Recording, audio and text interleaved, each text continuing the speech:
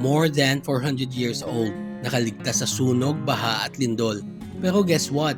Pwede mo pa rin siyang makita hanggang ngayon up close. At hindi lang ito basta lumang kampana, ito ang oldest church bell in Southeast Asia.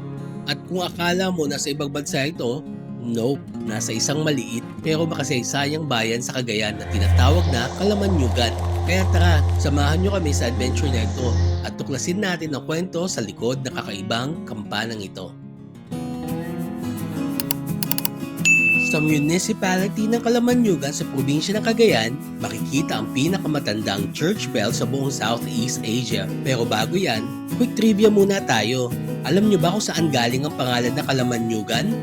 Ang pangalan ay kinuha mula sa puno ng malanyog o malanyog, isang uri ng wild palm tree na dati ay sagana dito.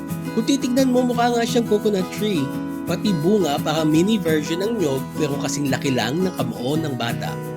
Ngayon, balik tayo sa history. Ang mga unang tao dito ay mga Ibanag at Ilocano na tumira sa gilid ng Cagayan River. Dito na rin makikita ang church ruins ng dating mas malaking simbahan ng San Jacinto de Polonia. Kahit na niluma na ng panahon at kaunti na lang ang natira, ang ganda pa rin niyang pasyalan. Imagine, itinayo pa ito noong 1596.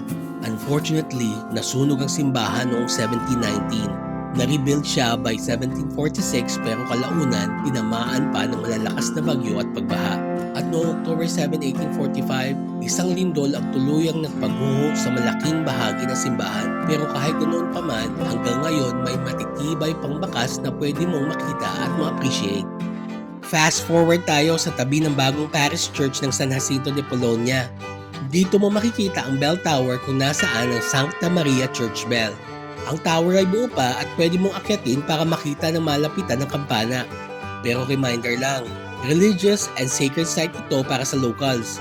Kaya huwag kalimutan magpaalam muna sa mga church officials at syempre, magbigay galang. Kung titignan mo na mas malapitan ng kampana, may nakaukit na inscription na Santa Maria de Benalatoca. Sinasabing galing ito sa Binalatongan na ngayon ay mas kilala na bilang San Carlos, Pangasinan.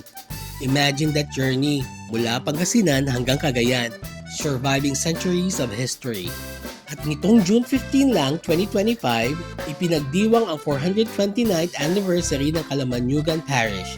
Isipin mo, halos 5 siglo na itong parte ng ating history.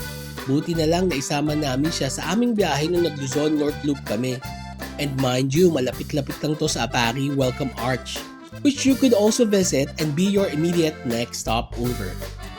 Kaya kung magbabiyahe kayo dadaan sa Cagayan, huwag niyong kakalimutang isama sa stopovers niyo ang Calamanyugan. Kasi honestly, the video shots and pictures don't give justice to the beauty of the place. Once nandun ka, makakamdaman mo talaga ang bigat ng history at ganda ng lugar.